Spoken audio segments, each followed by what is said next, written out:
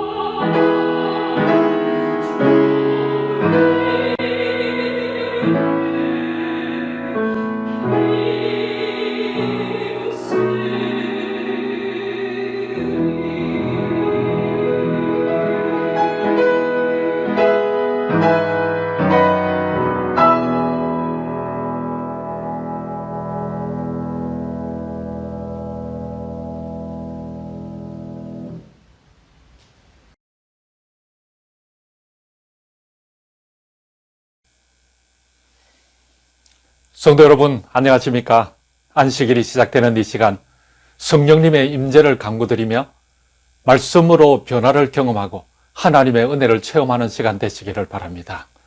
저는 오늘 로마서 6장을 통하여 의의 병기로 하나님께 드리라 라는 제목으로 말씀의 은혜를 함께 나누겠습니다. 우리는 로마서를 통해서 어떻게 의롭게 될 수 있는지에 대하여 살펴보았는데요. 어떻게 의롭게 되는가? 우리가 하는 선행이나 공로로 되지 않고 오직 내 죄를 위해 십자가에 못 박히신 예수님을 믿음으로 의롭게 됨을 배웠습니다.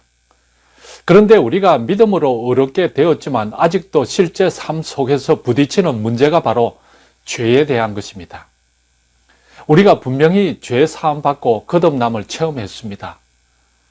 그런데 우리는 여전히 죄의 소욕에 시달리고 죄에 넘어지는 자신을 발견하게 됩니다. 이때 많은 사람들이 신앙의 회의에 빠지고 갈등하게 되는데요. 그럴 때 우리는 중요한 사실을 알아야 합니다. 우리가 믿을 때 우리의 영혼이 구원을 받고 의롭게 되었지만 우리의 몸은 아직도 온전하지 못하다는 것입니다. 요한계시록 20장에 나오는 것처럼 사단이 불못에 던져지는 그 순간까지 우리는 죄와 치열한 전투를 벌여야만 합니다. 오늘 말씀은 우리가 어떻게 죄와의 전투에서 승리할 수 있는가 그 비결을 가르쳐 주는데요. 이것을 우리는 성화의 단계라고 말합니다. 성도님들은 이 성화의 과정에 이르기를 사모하십니까? 만약 그렇다면 오늘 우리에게 주시는 말씀을 마음에 새길 수 있길 기도합니다. 어떻게 우리가 성화를 이룰 수 있는가? 첫째로 우리는 죄에 대해서 죽은 자요 하나님께 대하여 산 자로 여겨야 합니다. 로마서 6장 1절로 2절에 있는 말씀을 같이 읽겠습니다. 로마서 6장 1절로 2절의 말씀입니다. 그런즉 우리가 무슨 말 하리요? 은혜를 더하게 하려고 죄에 거하겠느냐? 그럴 수 없느니라. 죄에 대하여 죽은 우리가 어찌 그 가운데 더 살리요?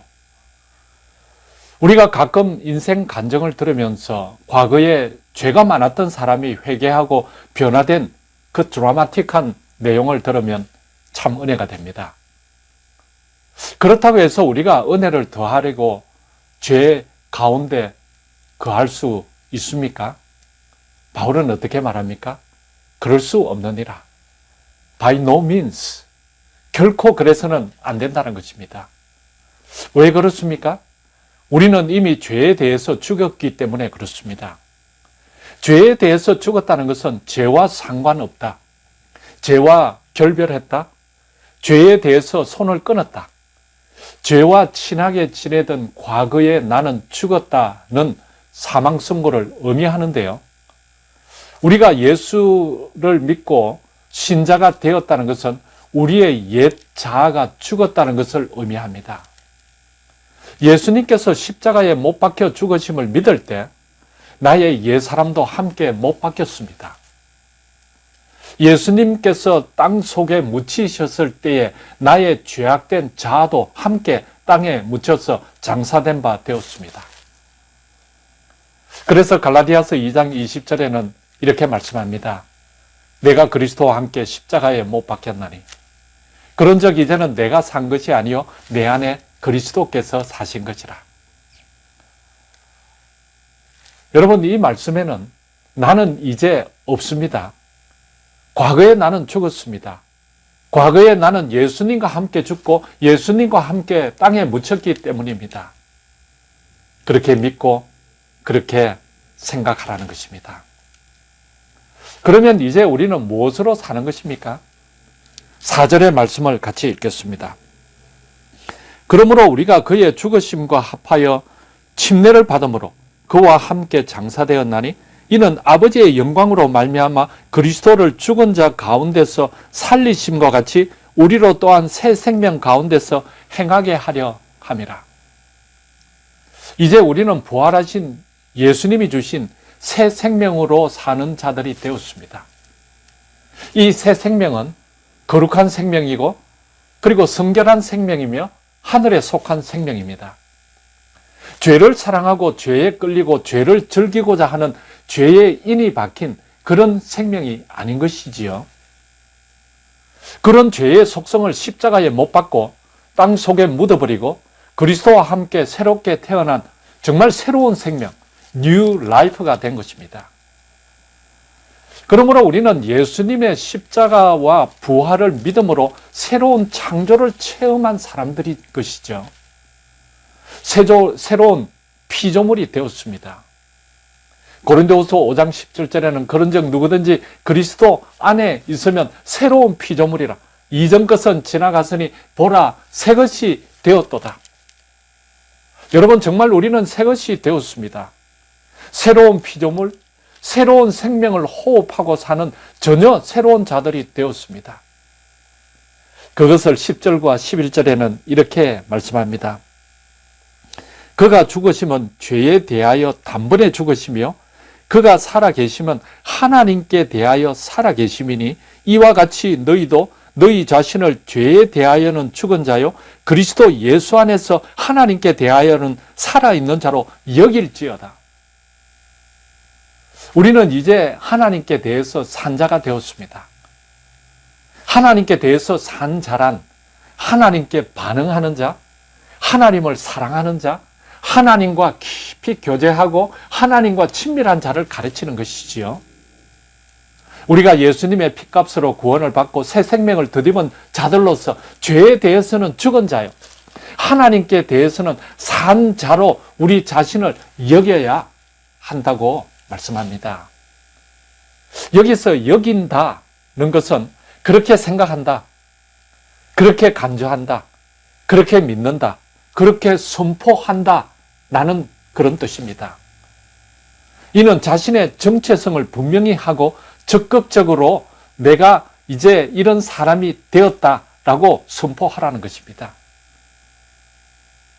우리가 죄에 대해서 죽은 자요, 하나님께 대해서 산 자로 여기고 그리고 믿고 선포할 때 죄가 더 이상 우리를 주장하지 못한다는 그런 말씀이지요.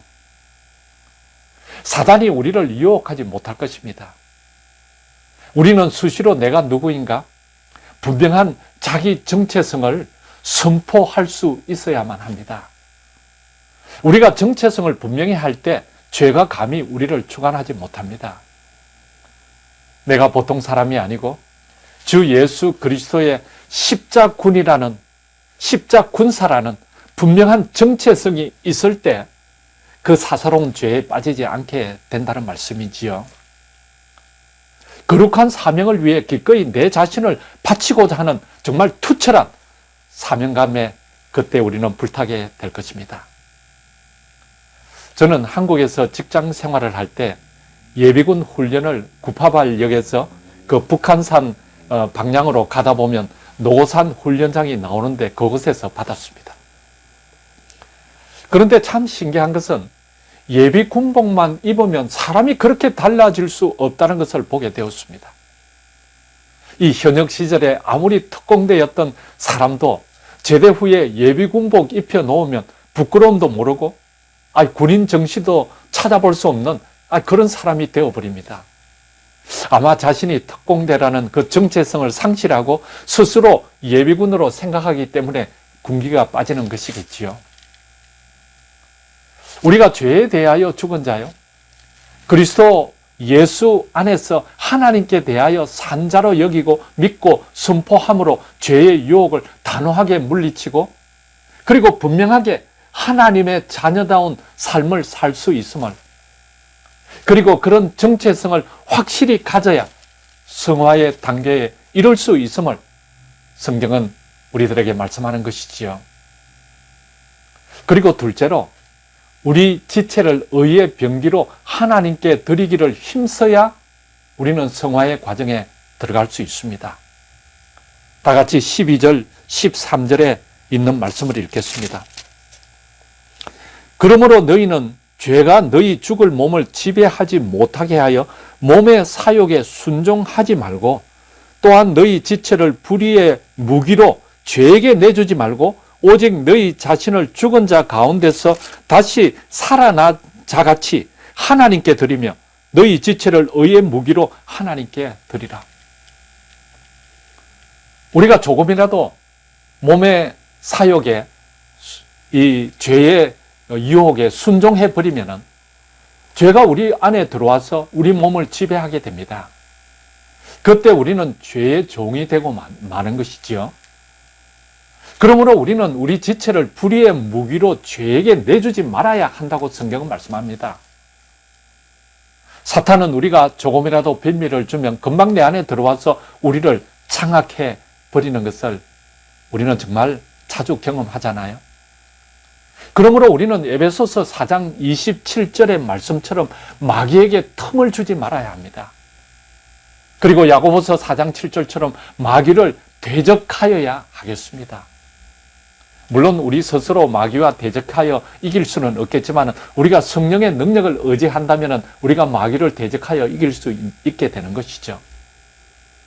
우리가 이처럼 마귀에게 틈을 주지 않고 마귀를 대적하기 위해서는 구체적으로 무엇에 힘을 써야 합니까?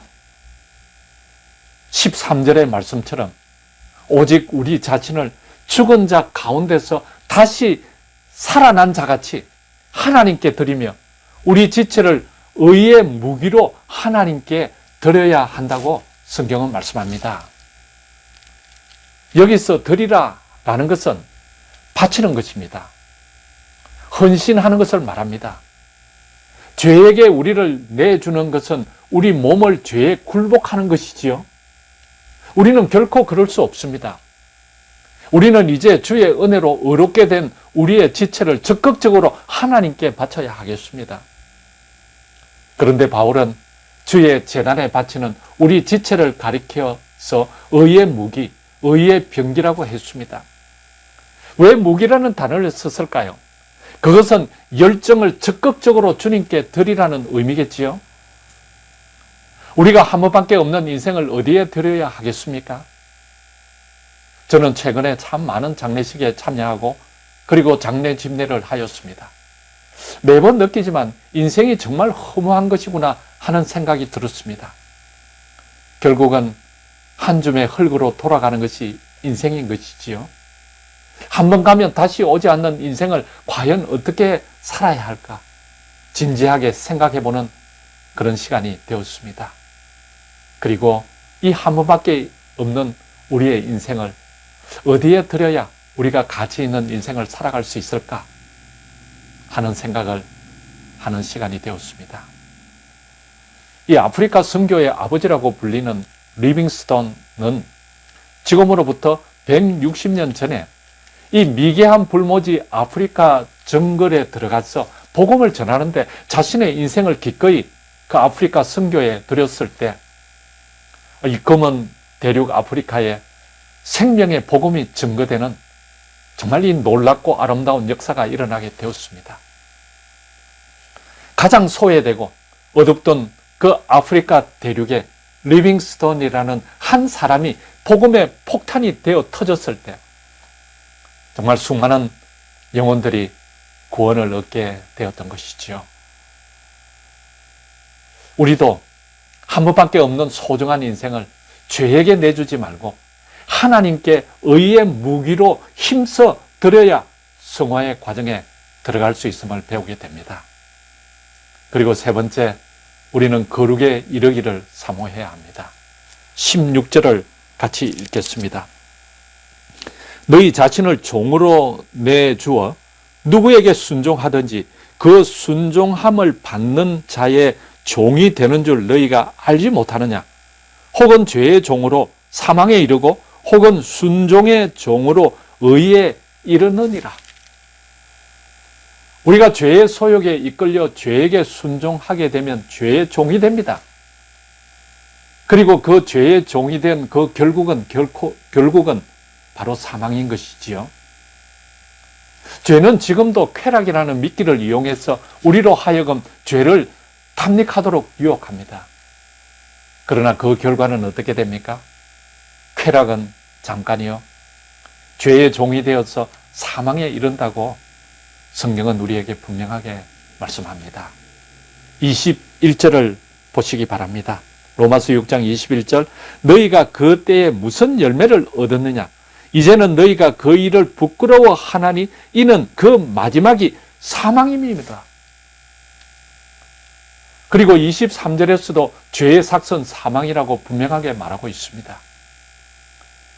사람들은 죄가 얼마나 무서운 결과를 가져오는지를 잘 알지를 못합니다. 이 괴테의 소설 파우스트, 우리 성도님들도 다 보셨겠지만 거기에 보면은 이 파우스트 박사가 세상의 쾌락과 명예를 얻기 위해서 마귀에게 영혼을 팔아버리는 그 장면이 나옵니다. 그리고 나중에 크게 후회하는 것을 보게 됩니다. 그렇지만 되돌릴 수 없는 것이죠.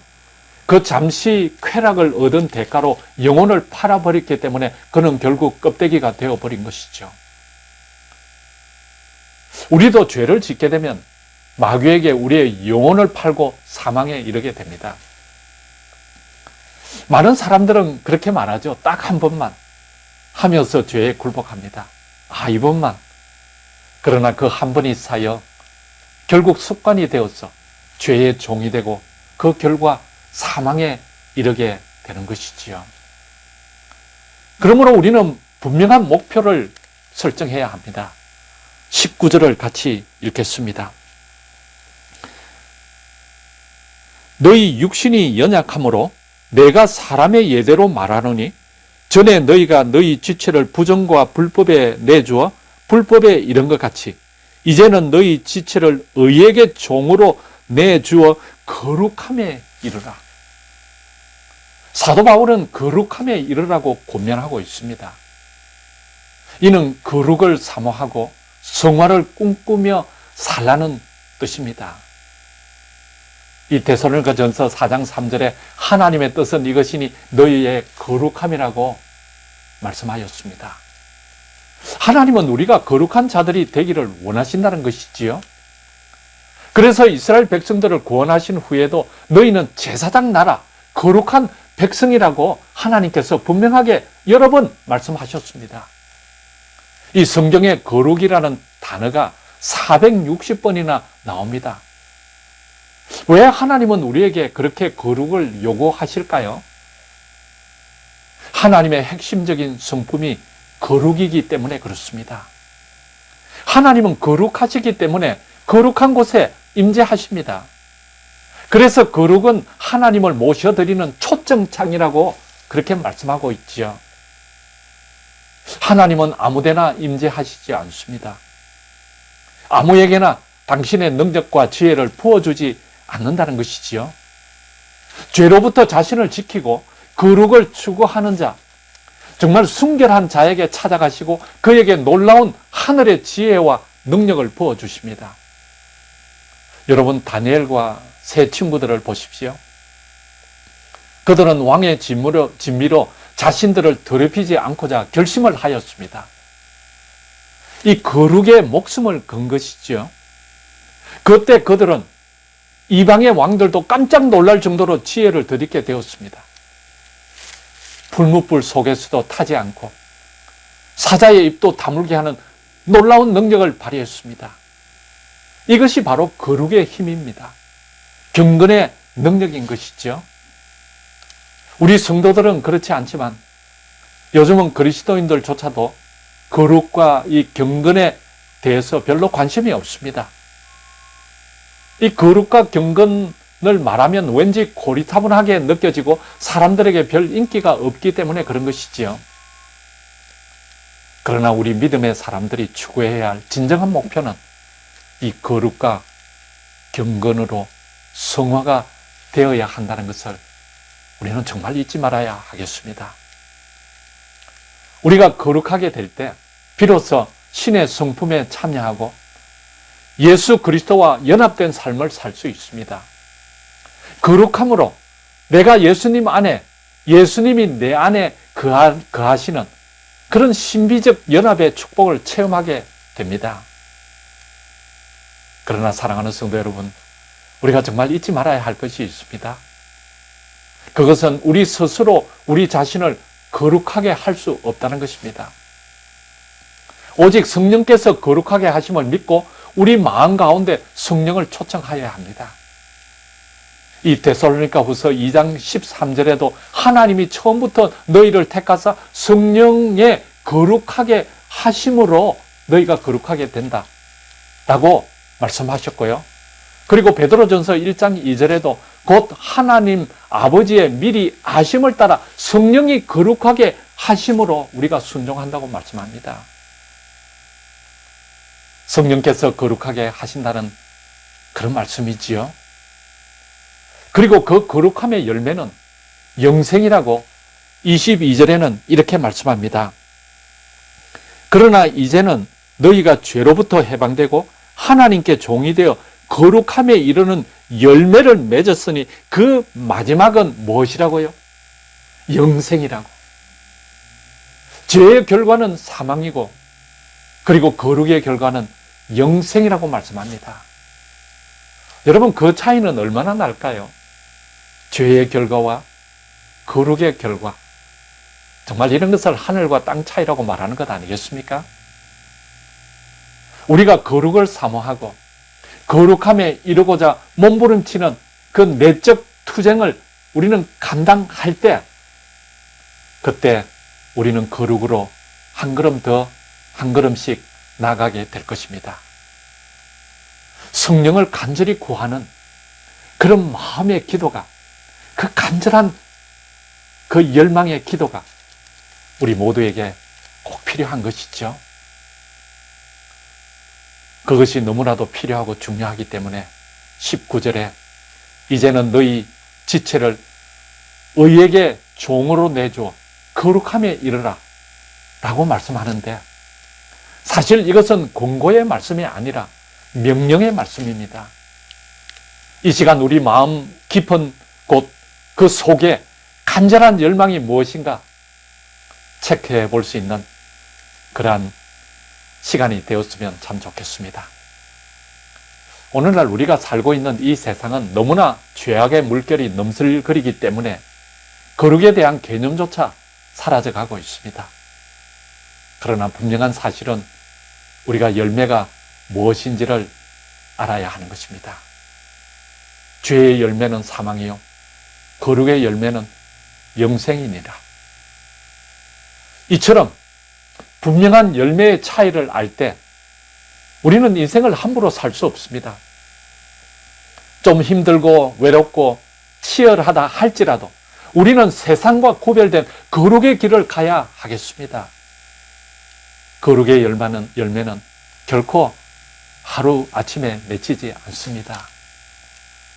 아무도 보지 않는 가운데서 정말 꾸준히 말씀을 묵상하고 그리고 기도하고 주의 주신 사명을 감당하고자 매일 매순간 몸부림치며 투쟁할 때 마침내 우리 안에 거룩의 열매가 맺히게 될 것입니다. 거룩을 통해서 맺히는 그 인생의 기쁨은 잠깐의 쾌락이 주는 것과는 정말 차원이 다른, 세상이 주는 평안과 기쁨과는 정말 차원이 다른 그런 영생의 기쁨을 누리게 될 것입니다. 우리가 땅에 속한 지체를 죽이고 위의 것을 찾음으로써 우리 내면에 이 성화의 역사가 일어나게 되고, 그리고 그리스도의 형상이 내면에 조각되는 그런 영광스러운 인생을 우리는 살아갈 수 있게 될 것입니다. 사랑하는 우리 모든 성도 여러분, 이 축복이 우리 모두의 축복이 되시기를 간절히 소망하면서 오늘의 말씀을 드리겠습니다.